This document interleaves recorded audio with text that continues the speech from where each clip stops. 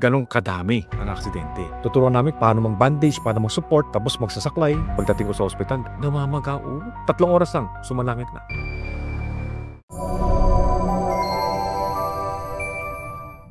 Good day mga kababayan! Ngayon meron na naman tayong isang exciting na topic tungkol sa kalusugan natin with our Medical Director, Dr. Anthony So. So Doc, these days po alam naman natin, for commerce, for going to work, we all need transportation, di ba? Kailangan natin ng sasakyan, whether sasakay ka ng tren, sasakay ka ng bus, may sarili kang sasakyan. Pero alam naman natin, isa sa mga pinaka-common at pinaka-paborito ng mga Pilipino na sasakyan ngayon would be the motorcycle o motorsiklo. Tama. Hindi ko rin naman sila masisisi dahil number one, yung barrier of entry dito hindi ganun kataas. Ibig sabihin, hindi kailangang milyon ang ilabas mo para magkaroon ka ng motor. Sometimes less than 100,000 pwede ka nang makakuha, and yung konsumo sa gas hindi kasing taas ng may 4 na gulong. Another reason bakit gusto ng mga Pilipino ang mga motorsiklong to, yung maintenance, napakasimple, and syempre, pagdating sa trapiko, mas madaling makasingit-singit. Mabilis tayong makakarating sa mga pupuntahan natin. Pero syempre hindi naman lahat matamis at maganda pagdating sa motorsiklo. Hindi naman lingid sa kaalaman nating lahat na almost everyday makakita tayo ng mga aksidente involving motorcycles sa daan dahil syempre hindi ka naman enclosed dyan. Isang mali mo, pwede ka talagang sumemplang. Yung mga iba, mukhang medyo minor lang, thankfully. Yung mga iba, medyo malagim talaga. I mean, I was unfortunate enough na makakita na ng ilan na mga hindi talaga maganda yung kinahinatnan. So, ang tanong natin kay Doc, ano po ba yung mga pinaka-common na injury nakikita nyo as a rehab doctor na galing sa motorcycle accidents? Okay, naku, napakarami. At maraming salamat pala sa mga nag-i-import ng mga motorcycle. Ang laki ng negosyo namin. Nagsisisi nga ako, dapat orthopedic doctor na lang rin ako. Kasi yung isang kasama kong orthopedic doctor, sinisuka na yung mga pasyente. Kung pwede nga daw, oy, ikaw na lang kaya mag-opera. Ganong kadami ang aksidente. Okay? So, umpisin natin.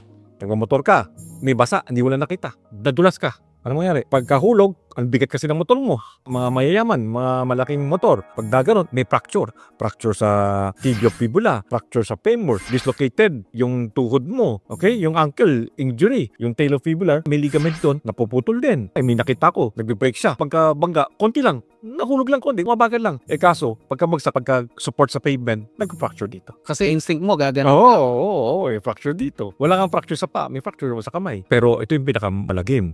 Kung natilabong ka or galing sa likod, na-injure ka, nagkaroon ka ng whiplash injury or meron spinal cord injury. So, umpisahan natin obviously, napakaraming i-unpack dito. Ang pinaka-typical pagdating sa legs would be ankles or yung buto ng paa. Kunyari, ito ang paa natin. Ito yung tibia at fibula, yung dalawang buto dito. So, bali dito, bali sa tuhod.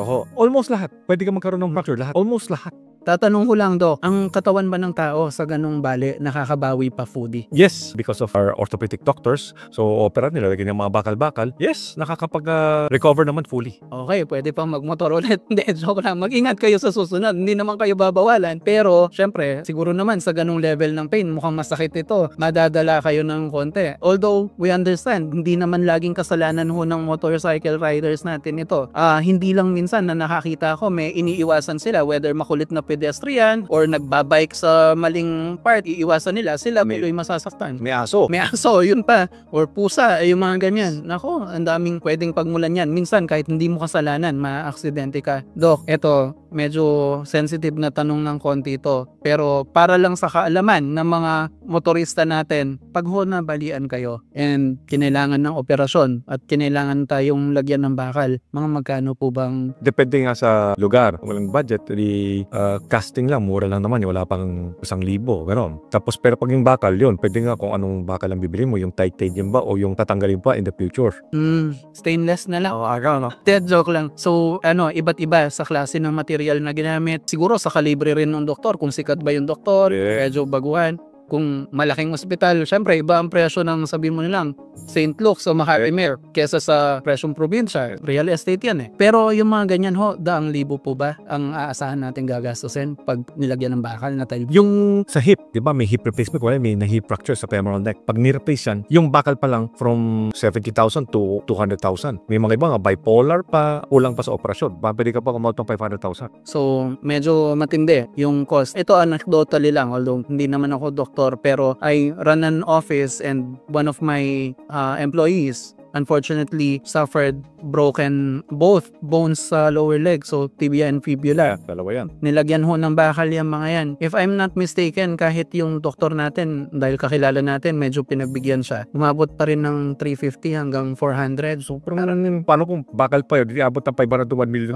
kasama na ho yung bakal doon sa gastos niya. So, hindi ho biro yung biro natin. And kahit may HMO tayo, alam ko marami sa ating mga empleyado, meron naman health insurance. May coverage limit din ho yan. Yes, sir. Typically, nasa 100K, maybe if you're lucky, 200, 300, pero maglalabas ka pa rin ng konting pera dyan. Meron physical therapy. Siguro yun ang pag-usapan natin na next, Doc. Dahil hindi nagtatapos sa opera, pagkalabas mo ng ospital, hindi ka good as new. May follow-up pang gamutan to. So, pagkatapos po ng surgery, Doc, I understand, it will require physical therapy. Sir. Ano po yung maaasahan nilang, kailangan nilang gawin pag nasa inyo na po sa rehab? May therapy kami, buto, tsaka ugat. Hindi ko pa nasasabi yung pinaka-gross. Kapag ka na-aksidente ka, tumama sa ulo, traumatic brain injury. May isa kong kaibigan talagang physical therapist siya. Tapos police din siya. Tapos inutusan siya ang bait. Isang kanto lang. Nakalimutan mag-helmet. Nasagasaan siya. Tapos ulong tinamaan na dala sa Angeles ICU. Tinawag ako ng nanay. Sabi niya, oh, na-aksidente si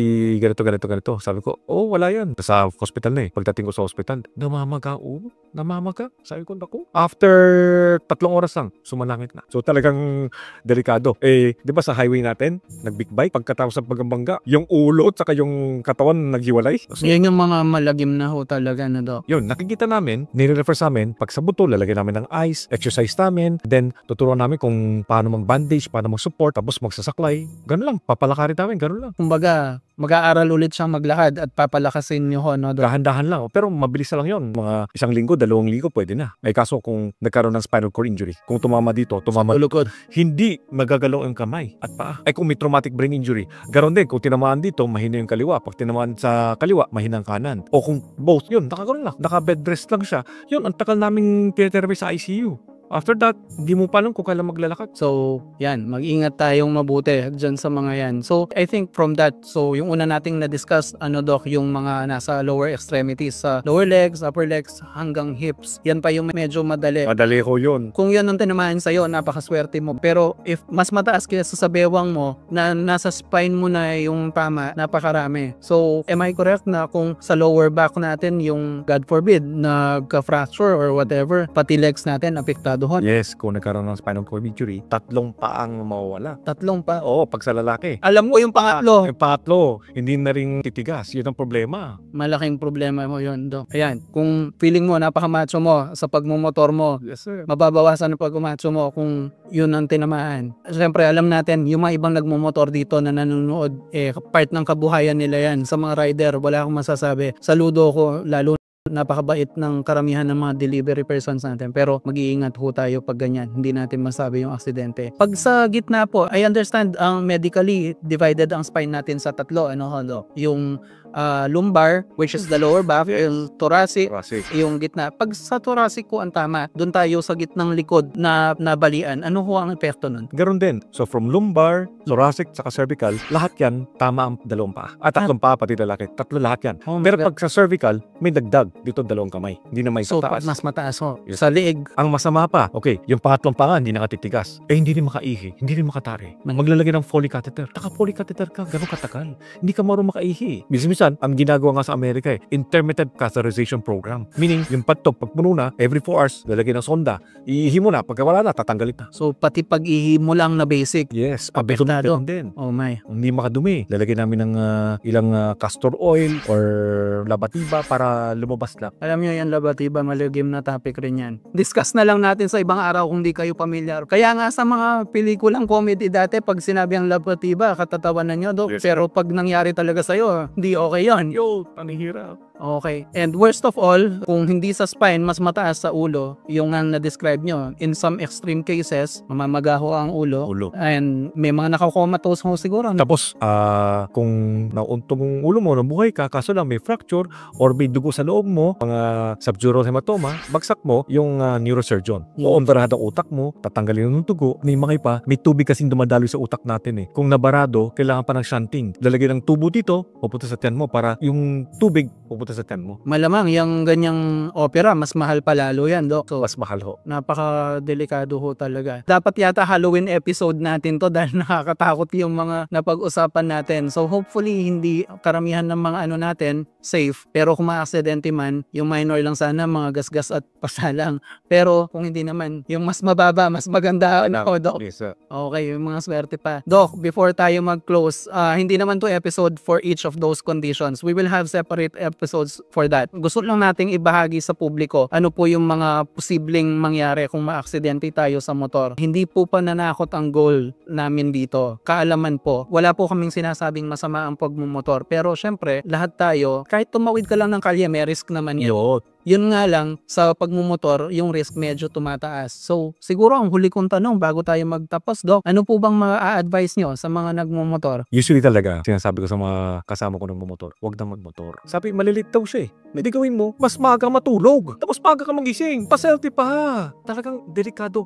One time, big time lang, isang beses lang. Meron ko isang pasyente na x-ray tech siya sa hospital. Sabi ko sa kanya, pare, ingat ka, hindi pwede. Sabi niya, hindi, maingat naman ako eh. O pagkatapos nun, nabangga siya, may fracture siya. So natuto ko na, natuto na po ako. After 3 weeks, nakikita ko, nagmamotor. Pero may driver. Hindi, maingat yung driver ko. After 1 month, nabangga rin yung driver, kasama rin siya, 2 beses accident. Oh my God. So talagang tinatakot ko rin kayo kasi talagang nakakatakot talaga. Hindi mo na mabalik minsan eh. Yes sir, yes sir. So ngayon, kung talagang hindi mo maiwasan na magmotor, sa likod kayo ng kotse, huwag kayo sa tabi. Kasi bilang driver ng kotse, nakakalimutan ko, ay, libre, kakaran ako. Eh, nandito pala kayo, mababangga ko, lilipad kayo.